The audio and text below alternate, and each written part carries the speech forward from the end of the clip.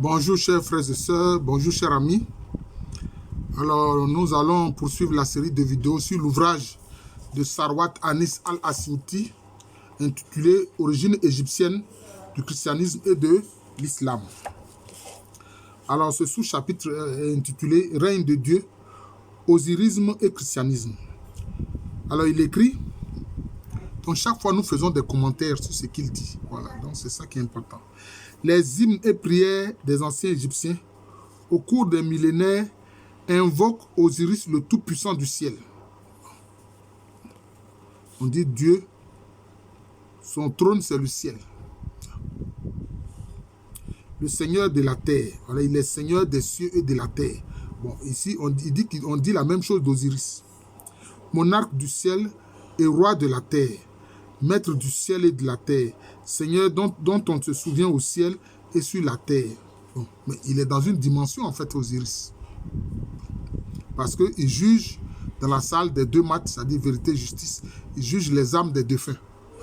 C'est vrai, le Christ aussi est appelé à juger les âmes des défunts. Ça c'est un lien. Ça c'est le dernier jugement. Le dernier jugement. Mais il est évident que c'est pas faux que chaque âme, après son décès, enfin après le décès du corps, chaque âme est quand même jugée. Ça c'est clair. La prière de l'évangile accentue la teneur de cette demande en lui donnant davantage un tour plus positif. Bon, on va l'écouter. Que ton règne vienne, que ta volonté soit faite sur la terre comme au ciel. Bon, effectivement, c'est que sa volonté. Mais ici, il faut dire que dans le christianisme, on sait que la volonté de Dieu se fait au ciel. Mais sur la terre, elle ne s'accomplit pas totalement. Sur la terre, ce sont ceux qui obéissent au commandement du Christ qui font la volonté du Seigneur sur la terre. Mais il y a ceux qui sont des rebelles. Alors, donc, ce n'est pas totalement identique. Il y a ceux qui sont des rebelles sur la terre. Ça aussi, il faut qu'on se dise la vérité. Ceux qui sont des rebelles, c'est quoi? C'est ceux dont Jésus a parlé, les fils de la rébellion. Hein? Ceux qui refusent le commandement du Christ. Qui rejettent en toute conscience la volonté de Dieu. Voilà, donc il y a quand même une petite différence. Voilà. L'école dite eschatologique, c'est-à-dire des fins dernières, prétend que ce texte concerne la venue du règne de Dieu au terme de l'histoire. Mais c'est ce que je disais, à la fin du monde. Mais le fait que chaque âme soit jugée individuellement après la mort, ça aussi c'est vrai. Ça on peut pas dire que Sarwat Anis sur ce point-là n'a pas dit la vérité. Ça c'est vrai. Cette opinion aboutit à la conservation du statu quo avec tout ce qu'il renferme de contradictions sociales et de flagrantes injustices. Les opprimés, les malheureux, les pauvres exploités par les riches n'ont qu'à attendre la fin des siècles, entre-temps que l'iniquité les écrase et que la faim les dévore. Ainsi, le vœu, dit-on, de la prière du Seigneur, la résignation des opprimés sera d'autant plus méritoire. Mais en fait, bon, est-ce que c'est ce qu'on dit? Mais en fait, ce n'est pas faux que quand quelqu'un meurt là, individuellement, son âme est jugée. Parce que, bon, je pense que Sarwat Anis n'a pas compris ce que dit l'Église. Parce que le jugement de la foi, on appelle ça le dernier jugement. S'il y a un dernier jugement, c'est que ça veut dire quoi? C'est qu'il y a un premier jugement. Je pense que là, Sarwat Anis n'a pas bien compris ce que dit l'Église. Hein? Parce que le jugement au terme de l'histoire de la fin du monde, ça c'est le dernier jugement. C'est le dernier jugement. Donc on peut dire que l'Église ne dit rien de différent. Mais s'il y a un dernier jugement, c'est qu'il y a un premier jugement, c'est qu'il y a un jugement antérieur. Ça, c'est le jugement de chaque individu qui décède. Voilà. On se demande alors, quand le règne de Dieu viendra à la fin du monde, comment la volonté de Dieu sera faite sur la terre. Lorsque la terre n'existera plus, c'est là vider la prière dominicale de son contenu. Non, pas du tout. Pas du tout. Parce que dit la foi? Dieu a créé l'univers visible et l'univers invisible. Dieu a créé l'univers visible et l'univers invisible. Et il a créé par sa parole avec la puissance de son esprit. Donc, ce que vous voyez là qui est physique là, la terre qui est physique là, la terre qui est physique a un pendant invisible. Toute créature a un pendant invisible. D'ailleurs, les choses que nous voyons physiquement, ça part d'abord de l'invisible avant qu'on ne les voit. Voilà, c'est comme ça, ça part de l'invisible. Un être humain qui est là, il est parti d'où? Il est parti de la rencontre d'un spermatozoïde et puis d'une ovule. Il part de l'invisible, c'est quelque chose qu'on ne voit pas. Donc, je pense que sur ce point-là, je ne suis pas très d'accord avec Sarwar Tanis. Il a confondu, mais, je peux dire le jugement dernier, en oubliant que s'il y a un jugement dernier, là, c'est qu'il y a des jugements auparavant. Voilà, c'est pas ça. Ainsi, d'autres soutiennent que le règne de Dieu est déjà réalisé sur terre, inauguré par Jésus-Christ. Oui, mais le règne de Dieu, les gens ne comprennent pas. Qu'est-ce que le règne de Dieu? Jésus-Christ a fait comprendre que le règne de Dieu, en fait, c'est sa personne. Hein? Il a dit que le règne de Dieu, là, c'est lui, sa personne. Le fait qu'il se soit incarné, là, c'est déjà le règne de Dieu. Voilà. C'est comme ça.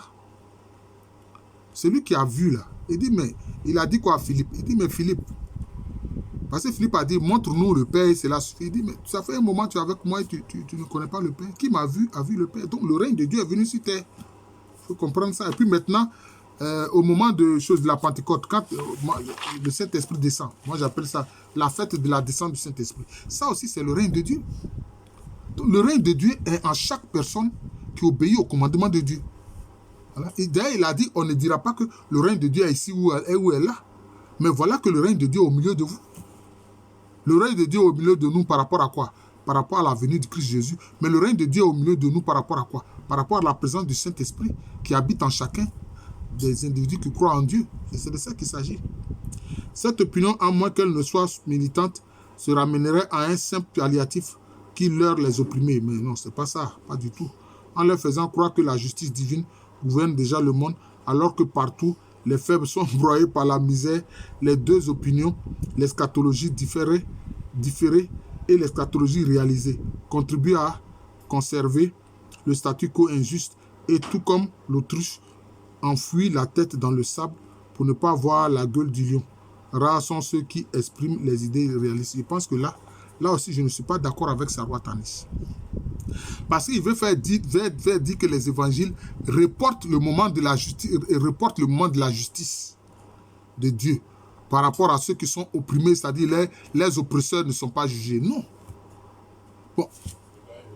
En Égypte antique, il y a quoi? Il y a la salle des deux maths où Osiris juge les morts. Mais on dit quoi? Le Christ juge les vivants et les morts.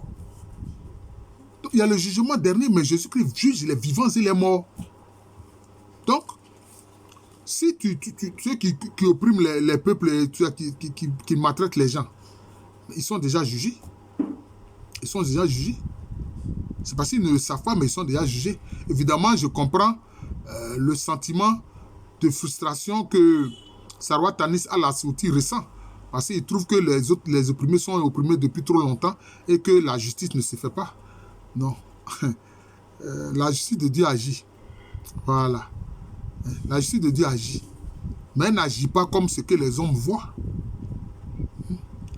Elle n'agit pas comme ce que les hommes voient. Ce n'est pas comme si on a pris les opprimés puis on les a envoyés dans un tribunal. Ils peuvent échapper à la justice des hommes sur terre, mais ils ne peuvent pas échapper à la justice divine. Voilà, ça c'est ce que Sarwar Tanis, je le comprends. Peut-être c'est un homme de justice qui aime vraiment la justice et la vérité. Et sur ce point, je partage sa volonté. Ce qu'il dit là. Il dit, bon, et pourtant l'Église ne peut rester sourde au cri des damnés de la terre. L'osirisme se révèle militant et revendique la justice sociale face à l'oppression exercée dans l'Empire romain. L'Empire romain a fait quoi? L'Empire romain ne s'est pas écoulé. Mais parce que ce qui œuvre dans l'injustice ne dure pas. Aujourd'hui, on voit quoi? On est en train de voir l'écroulement de l'Occident. Parce que l'Occident a mené un règne terrible contre les êtres humains. Contre ceux qui ne sont pas de l'Occident. Et puis même les populations même qui sont dans l'Occident sont aussi maltraitées par ces banquiers et ces hommes d'affaires qui ont une boulimie d'argent. Donc tous les empires passent. C'est un jugement. Tu œuvres dans l'injustice, mais tu vas passer. C'est tout. Voilà, donc il ne faut pas qu'ils se trompent. L'Empire romain dont il parle s'est écroulé. Le christianisme hérité de l'osirisme ne peut être une régression. Bon, ça c'est ce qu'il lui dit, mais là j'ai montré que ce n'est pas le cas. La prière du Seigneur, elle aussi, est militante et ordonne la lutte sociale pour la libération des opprimés, afin que le règne de Dieu vienne et que sa volonté soit faite sur la terre comme au ciel. Bien sûr, mais ce qu'il a dit, c'est dans la prière de notre Père que ta volonté soit faite sur la terre comme au ciel. La volonté de Dieu, c'est quoi? C'est que son amour s'exprime sur terre, que sa justice s'exprime sur terre, que sa bonté s'exprime sur terre, que sa charité s'exprime sur terre. Mais ce que Sarwar Tanis oublie, c'est qu'il y a des gens qui s'opposent directement à la volonté de Dieu. Mais ceux-là, ils sont jugés. Ils sont jugés. Voilà, je suis en train de faire une série de vidéos sur mon autre chaîne. Bon, cette chaîne-là, c'est ma chaîne historique, Professeur Alou Kwame René, auquel aussi on peut accéder en tapant Kwame René Alou. Mais j'ai une chaîne spirituelle, Jean de l'amour de Jésus. Je suis en train de faire une vidéo écrite sur un ouvrage. Enfin, c'est une série de vidéos sur un ouvrage écrit par 2 médecins, Carlis Ozis et Dr. Arlandu Heraldson. Mais ils disent ce que les gens ont vu au seuil de la mort. D'ailleurs, le titre de l'ouvrage, c'est ce qu'ils ont vu au seuil de la mort. Mais vous serez étonnés. Vous serez étonnés. Le jugement de Dieu se fait quand les gens meurent. Voilà, individuellement. Ça, c'est le jugement qui précède le jugement dernier. C'est le jugement individuel de chaque âme. C'est ce qu'il faut comprendre. Peut-être que Sarwar Tanis, à la suite, lui-même ne connaît pas bien tous les arcanes de la foi en Christ. Osirisme et islam maintenant. Bon, ok, on verra bien. Le Coran déclare à plusieurs reprises Allah a la royauté des cieux et de la terre. Et ce que nous venons de dire sur le christianisme s'applique de même à l'islam. Bon. La royauté d'Allah ne peut se ramener à une simple épithète sans portée pratique. Bien sûr que c'est réel. La prière égyptienne invoque Osiris, le seigneur de tous les hommes, le seigneur des mondes. La Fatiha implore l'aide d'Allah, le seigneur des hommes, ou le seigneur des mondes, Rabbil al-Alamin. Ouais, Rabbi al-Alamin. En fait, al-Alamin, c'est l'univers entier, c'est ça. Des mondes, ça dit de l'univers, tout ce qui est dans l'univers, tout ce qui est dans la création. Osiris, dans les textes des sarcophages et le livre des morts, se révèle le seigneur du jugement dernier. Ah, vous voyez, il y a le jugement dernier. Donc, il y a un jugement avant. La Fatiha invoque Allah, le souverain du jour du jugement. Malik Aou al-Din. C'est Malik Yaoumidin. C'est Malik Yaoumidin. Bon, il a dit al-Din. Bon. Parce que le din, c'est le jugement.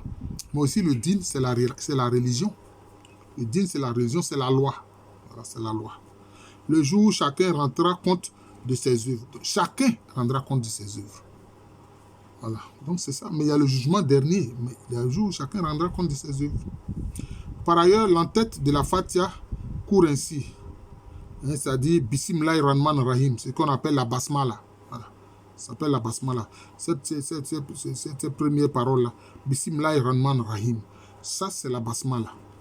La multitude des interprètes voit dans BSM, c'est-à-dire la basmala, un mot signifiant au nom de, et lisent en l'entête au nom d'Allah, le clément, le miséricordieux. Une opinion cependant rejette cette interprétation car le mot BSM, Bismillahir Rahmanir Rahim, pour signifier le nom de, lui manque la lettre Alif afin de devenir Bismillah. De plus, le terme au nom de serait un terme qui nécessite un prédicat sous forme d'un verbe d'action parce que Alif c'est la première lettre en fait des 28 lettres de l'alphabet arabe. Alif, c'est la première lettre. La lettre qui est un trait comme ça, c'est un trait. Voilà. Au nom d'Allah, récite le Coran, ou lève-toi, etc. La multitude se contente de dire que le terme alif est contracté et que le verbe d'action est sous-entendu. Bon. Ensuite, ils disent que c'est sous-entendu, d'autres disent non. Bon, donc, les interprétations sont différentes. Mais Allah est le plus savant, hein, c'est-à-dire Al-Alim, il est le plus savant, donc il sait, c'est lui qui sait. Voilà.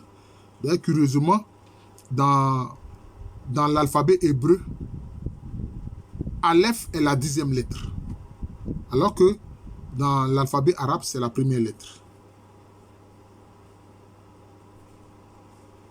Oui, je crois que c'est ça, hein. Oui, je crois que c'est la 10e lettre. Ou bien c'est la lettre plutôt Yod. Il faut que je vérifie. Je crois que c'est la lettre Yod qui est la 10e lettre. Maintenant, il faut que je vois Aleph là, je ne sais pas. Ouais, Aleph aussi, c'est la première lettre. Voilà, Aleph aussi, c'est la première lettre. C'est Yod qui est la 10e lettre. Aleph, dans l'alphabet hébreu, c'est aussi la première lettre. Comme Alif, est la première lettre dans l'alphabet arabe. Vous voyez, donc ce sont des langues sémitiques. Bon, elles ont le même fonctionnement, c'est ça. Elles ont le même fonctionnement. De pareils signes figurent en effet au début de plusieurs sourates du Coran. Et le sens de ces signes est aujourd'hui perdu. La minorité invoque un hadith du prophète rapporté par l'éminent Al-Tabari, quoique rejeté par d'autres. D'après ce hadith, bon, les hadiths, oui, hadiths, ce sont les enseignements du Seigneur, du prophète Muhammad. Sallallahu alayhi wa sallam. Je dis ça pour faire plaisir aux musulmans. Voilà. La minorité invoque un hadith du prophète rapporté par l'éminent Al-Tabari, quoique rejeté par d'autres. D'après ce hadith, Jésus, fils de Marie, est envoyé par sa mère chez un instituteur pour l'instruire. Ce dernier lui dit, écris BSM. Jésus demande, et que signifie BSM? L'instituteur répond, je n'en sais rien. Alors Jésus explique, B signifie la beauté d'Allah, Baha. S, la gloire d'Allah, Sana. M, le royaume d'Allah, Mamlakat. Finalement, qui est l'enseignant? Qui est l'enseignant? Je pense que ça, ce n'est pas cet épisode-là dont parle un hadith du prophète Muhammad, sallallahu alayhi wa sallam. Ce n'est pas dans les évangiles des choses... je veux dire les évangiles canoniques. Voilà, c'est-à-dire les 4 évangiles canoniques. L'évangile de Matthieu, de Marc, de Luc et de Jean. Ce n'est pas canonique. C'est sans doute dans des évangiles apocryphes. Hein, les évangiles apocryphes, qu'on appelle aussi les textes deutérocanoniques. Voilà, donc c'est un peu ça. Voilà, c'est un peu ça. Et là, il veut enseigner Jésus, mais c'est Jésus finalement, Jésus enfant jeune qui lui donne plutôt un enseignement. Ce hadith ne semble pas s'inspirer de l'évangile arabe de l'enfance. Car dans cet évangile, le maître enseigne alpha, bêta. Vous voyez? Alpha, alif, aleph. Donc vous voyez que l'alphabet qu'utilisent les Grecs, que les Européens ont repris, ça vient de l'alphabet hébreu et de l'alphabet arabe. Alpha, bêta. Bêta ici c'est quoi? Dans l'alphabet arabe c'est bas. Dans l'alphabet hébreu c'est bête. Bête d'ailleurs qui veut dire la maison. Bête c'est la maison. Vous voyez, c'est ça. Et Jésus explique ces termes sans que le narrateur rapporte les paroles même de Jésus. Ce hadith s'aligne plutôt avec les hymnes égyptiens à Osiris, lesquels citent les mêmes qualificatifs de Dieu que ce hadith. Dans une stèle, c'est-à-dire une pierre, de la 12e dynastie au 20e siècle avant Jésus-Christ, il est dit à Osiris, tu es apparu glorieux, Onofris, c'est-à-dire être beau, Seigneur de l'éternité. Ce sont les mêmes qualificatifs cités par le hadith, la gloire, la beauté et le royaume de l'éternité. Il est à remarquer que le règne de Dieu, tant dans la théologie égyptienne que dans le christianisme et l'islam, se distingue par l'universalisme et dépasse les rêves militaires nationalistes de l'Ancien Testament. Oui, bon, l'Ancien Testament, ça concerne surtout la relation d'un peuple, le peuple hébreu avec Dieu. Bon, donc c'est quand même assez particulier. Voilà. Les fidèles de Dieu sont rassemblés non pas dans un groupe ethnique ou culturel, mais dans la communauté isiaque, c'est-à-dire de Isis. L'Église chrétienne ou la communauté musulmane, ils forment par-delà les frontières politiques un seul peuple de Dieu. Bon, à un moment donné, on a vu, avec le calife, j'oublie le nom de ce calife-là, Al-Malik. Mais le calife Al-Malik a eu tendance à dire que l'islam, c'est d'abord la religion des Arabes. C'est d'abord la religion des Arabes. Voilà. Alors que apparemment, bon, il y a eu quand même une extension. Voilà. Même si ça part de l'Arabie. Voilà. Mais il y a eu quand même une extension. Mais au début, d'ailleurs, quand l'expansion musulmane s'est faite et qu'il y a d'autres peuples qui ont commencé à se convertir à l'islam, on a vu des califes dire, oh, arrêtez de vous convertir à l'islam. Nous, là, les impôts que vous devez nous payer en tant que chrétiens et juifs, c'est-à-dire ceux qu'on appelle les dhimmi, les gens de l'écriture, les gens du livre. Payez-nous votre dette, c'est tout. Payez-nous comment je peux dire ça, vos impôts. Voilà, c'est ce qu'il voulait. Il dit non, on ne veut pas que vous vous convertissiez à l'islam, mais non, payez vos impôts, c'est ce que nous on veut. Voilà, donc voilà les faits. Alors, pain quotidien, on va poursuivre quand même. Bon, on va poursuivre. Les textes égyptiens supplient Dieu de donner la nourriture tant terrestre que céleste. C'est tout d'abord la nourriture sur cette terre qui est demandée. L'hymne universaliste à Aton, c'est-à-dire Ati, un attribut divin de l'Égypte antique, au XIVe siècle avant Jésus-Christ, incante. Tu mets chaque homme à sa place et pourvois à ses besoins. Chacun obtient sa nourriture et le temps de sa vie est réglé. C'est ça. Vers la même époque, Amenhotep enseigne, invoque Ati. Bon, ils mettent ici Aton, mais c'est Ati. Quand il se lève en disant, accorde-moi prospérité et santé, ça c'est l'attribut divin que Amenophis IV, c'est-à-dire Akhenaton ou Akhenati, a privilégié. Et pour ça, il a été confronté au prêtre de Amon. Voilà. Il te donnera ce qui est nécessaire pour vivre et tu seras à l'abri de la peur. Voilà. Bon, je pense que peut-être je vais m'arrêter là pour ne pas que la vidéo soit trop longue. Voilà, je vous remercie. Je présentais un aspect là de l'ouvrage de Sarwar Tanis Al-Asyouti, origine égyptienne du christianisme et de l'islam. Vous voyez que c'est très intéressant. J'espère que ça ne bouscule la foi de personne. Ceux dont la foi est facilement bousculée, là, c'est qu'ils sont pas, leur foi n'est pas solide. Voilà. Mais moi, personnellement, je pense que la révélation divine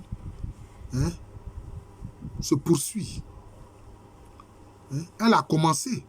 Parce que tous les êtres humains, depuis la création de l'être humain, depuis l'apparition de l'être humain sur terre, créé par Dieu, tous ceux qui ont cherché Dieu d'un cœur sincère, Dieu s'est révélé à eux d'une façon ou d'une autre. Mais c'est un aspect de Dieu, on ne peut pas connaître tous les aspects de Dieu. Ceux dont on parle, qui ont précédé par exemple Moïse, tel que Abraham, Ibrahim, tel que Jonas, tel que Adam, tel que Abel, tel que Enoch, tout cela, tel que Noé, que les musulmans appellent nous, c'est-à-dire l'homme de l'eau. Vous voyez, donc, nous, ça revient au Noun, ça renvoie aussi au Noun, les eaux primordiales selon la vision spirituelle de nos ancêtres anciens égyptiens. Ils disent que tout a surgi du Noun, vous voyez. Parce qu'on voit que dans la Bible, dans le livre de la Genèse, on parle des eaux sur lesquelles l'Esprit de Dieu planait au commencement, vous voyez. Donc, il y a comme une continuité dans la révélation. Il y a comme une continuité dans la révélation, c'est ce qu'il faut comprendre, voilà, c'est ce que je pense. Je suis le professeur Alou Kwame René, professeur titulaire d'histoire à l'université Félix Houphouët-Boigny, une université qui est à Abidjan. C'est à Cocody, c'est dans le quartier de Cocody, effectivement. Et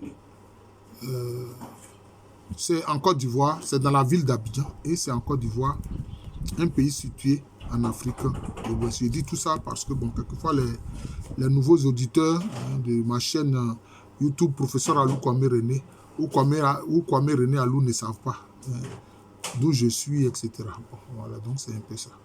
Merci encore et bon après-midi à tous.